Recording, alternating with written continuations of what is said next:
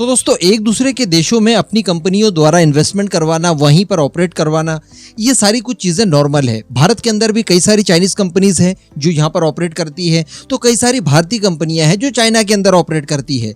ये सारी चीज़ें एकदम नॉर्मल सी है। लेकिन दोस्तों भारत के अंदर कोई भी विदेशी कंपनी हो, वैसे सबके ऊपर एलिगेशन लगाना तो सही नहीं होगा, लेकिन इस समय तो कुछ ऐसा ही दिखाई दे रहा है कि मैक्सिमम कंपनियां भारत के कानूनों का दुरुपयोग करके भारत को फटका लगाने की कोशिश कर रही है। और जब इनके खिलाफ किसी तरह की जांच की जाती है तो ये सारी चीजें वास्तविकता पाई जाती है, इनके कई सारे झोल निकलकर सामने आते हैं और बाद में फिर इन्हें दंडित करने की जरूरत पड़ती है। रिसेंटली इस तरह का एक मुद्दा देखने के लिए मिला था बीबीसी के साथ, जो कि यूके बेस्ड एक मीडिया कंपनी है। इसके अलावा दोस्तों पिछले कुछ समय में कई सारी चाइनीज कंपनियां जो कि भारत में ऑपरेट कर रही है, इनको बड़े स्केल पर रिव्यू किया गया। कारण ये था कि जब से भारत और चाइना के बीच में एलएसी पर टेंशन बढ़ा है, भारत सरकार ये चाहती है कि जो भी चाइनीज कंपनीज भारत में काम कर रही है, पहले तो उनका अल्टर ढूंढा जाए। अगर उनका अल्टर भारत के पास है या उनकी ज्यादा जरूरत भारत में नहीं है तो इन्हें 9-2-11 करवा दिया जाए, ताकि भारत से कम इन्हें लाभ हो पाए। और जो चाइनीज कंपनी का काम करना भारत के अंदर जरूरी है, जो भारत की वेल्थ को बढ़ाने का काम करती है, भारत के अंदर जॉब जनरेट करती है, जिन्हें हम लोग आसानी से बाहर नहीं निकाल सकते, उन कंपनियों के ऊपर भी एटलीस्ट शिकंजा तो कसा जाए, ताकि वो सारे नियम कानूनों का और प्रोटोकॉल्स का पालन करे। इस वजह से इन चाइनीज कंपनीज को बार बार भारत सरकार की जांच के दायरे में आना पड़ रहा है। अब जब जांच की जाती है तो उसमें कई तरह के फॉल्ट्स पाए जाते हैं। रिसेंटली एक मुद्दा निकल कर आया था शाओमी का। जब शाओमी कंपनी की जांच की गई ईडी द्वारा, तो वहां पर टैक्स इवेजन और साथ ही इलीगल रेमिटेंस का कुछ घपला निकलकर सामने आया था और बताया जा रहा था कि इन्होंने कुछ धोखाधड़ी की है, जिसमें टैक्स चोरी शामिल है और पैसा बचाकर चाइना और विदेशों में भेजा है। इसमें बताया जा रहा है कि कुल 5,500 तक का फटका इन्होंने भारत को लगाने की कोशिश की है।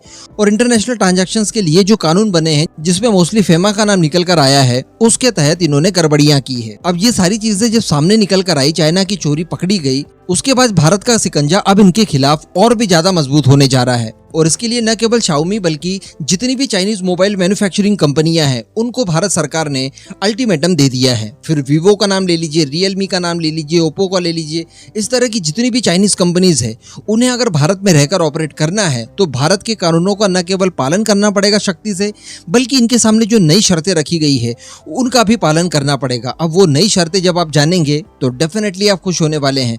वैसे यहाँ पर मैं आपको एक बात बता दूं कि इन चाइनीज कंपनीज ने जो जो बुरे काम किए हैं, इनमें दुर्भाग्य रहा है कि भारतीय लोगों का भी हाथ रहा है और कई सारे भारतीय लोगों को भी समन भेजे गए हैं। तो अल्टीमेटली भारत के अंदर भी कई सारे जजन बैठे हुए हैं, इनके खिलाफ भी सख्त कार्रवाइयां होनी चाहिए। अब दरअसल इन कंपनीज के सामने शर्तें जो रखी है, इनमें सबसे पहली शर्त तो ये है कि आप इंडियंस को इक्विटी पार्टनरशिप दीजिए। कहने का मतलब जो कंपनी आप भारत के अंदर लाना चाह रहे हैं और जिस चीज की मैन्युफैक्चरिंग कर रहे हैं वो आप करिए, कोई प्रॉब्लम नहीं है, लेकिन उस कंपनी में शेयर होल्डिंग भारत को भी आप दीजिए। फिर भारत की कोई भी कंपनी आपके साथ मिलना चाहे, उसे आप उसकी इन्वेस्टमेंट के आधार पर इक्विटी पार्टनरशिप दीजिए। इसके अलावा इन कंपनीज के लिए कंपलसरी कर दिया गया है कि आपकी कंपनी जब भारत के अंदर स्टार्ट होगी, यहाँ पर मैन्युफैक्चरिंग करेगी, मार्केटिंग करेगी, तो कुछ चीजों का आपको आवश्यक ध्यान रखना है, जिसमें आपकी कंपनियों में जो बड़े बड़े पद हैं उन पर आपको किसी भारतीय को ही अपॉइंट करना पड़ेगा। जैसे चीफ एग्जीक्यूटिव ऑफिसर सीईओ होता है, तो किसी भी चाइनीज कंपनी के लिए भी अनिवार्य हो गया है कि सीईओ कोई भारतीय ही नियुक्त किया जाए। इसी तरह चीफ ऑपरेटिंग ऑफिसर, ये भी कोई भारतीय होना चाहिए। इसके अलावा चीफ फाइनेंशियल ऑफिसर, ये भी भारतीय होना चाहिए। चीफ टेक्निकल ऑफिसर, ये भी भारतीय होना चाहिए। तो कहने का मतलब जब बड़े बड़े पदों पर इन कंपनीज के अंदर भारतीय लोग पदस्थ होंगे तो इन सारी धोखाधड़ियों को रोका जा सकेगा। इसके अलावा इन चाइनीज कंपनियों को सख्त निर्देश दिया गया है कि मोबाइल मैन्युफैक्चरिंग में जो कंपोनेंट्स की आवश्यकता आपको पड़ती है, पहले तो सुनिश्चित कीजिए कि वो ज्यादातर भारतीय मेड ही हों। जो पिछले समय भी हम लोगों ने देखा था कि विदेशों से आने वाले मोबाइल मैन्युफैक्चरिंग कंपोनेंट्स के ऊपर भारत ने इंपोर्ट टैक्स बढ़ा दिया है और भारत के खिलाफ WTO पहुंच गए हैं कई सारे देश, जिसमें चाइना भी एक था। तो अब इनको कह दिया गया है कि भारत में मोबाइल बनाना है तो भारत के ही कंपोनेंट्स का इस्तेमाल करना पड़ेगा, बाहर से लाए हुए नहीं। अगर कर भी रहे हैं तो वो वही कंपोनेंट हो जो कि आपको भारत में अवेलेबल नहीं हो। इसके अतिरिक्त बताया गया है कि मोबाइल मैन्युफैक्चरिंग इस लेवल की जाए कि न केवल वो भारतीय मार्केट के लिए पर्याप्त हो, बल्कि उनको एक्सपोर्ट भी किया जाए, यानी चाइनीज फोन जो भारत में बनेंगे उन्हीं का एक्सपोर्ट भी किया जाए। इस बात को भी सुनिश्चित कीजिए, जिससे कि भारत का विदेशी मुद्रा भंडार बढ़ेगा। और साथ ही चूंकि इनकी चोरी पकड़ी गई है तो इन्हें सख्त हिदायत दे दी गई है कि अभी तक जो चला वो तो चली गया है, लेकिन इन फ्यूचर किसी भी तरह के टैक्स संबंधित कोई चोरी नहीं की जाएगी और ना ही भारत का पैसा कहीं बाहर भेजा जाएगा। जो लीगल है, जो आप डिजर्व करते हैं वो तो आप भेजिए, कोई दिक्कत वाली बात नहीं, जो आपका प्रॉफिट है, लेकिन इनलीगली किसी तरह की कोई ट्रांजैक्शन विदेशों में नहीं की जा सकेगी। तो कहने का मतलब आप चाइनीज कंपनीज भारत में काम करेगी तो एक इकोसिस्टम को डेवलप करेगी जहां पर भारत के अंदर स्किल डेवलपमेंट का काम होगा। इसके साथ साथ इन्हें ज्वाइंट वेंचर करना पड़ेगा, भारतीय कंपनियों को इक्विटी पार्टनर बनाना पड़ेगा।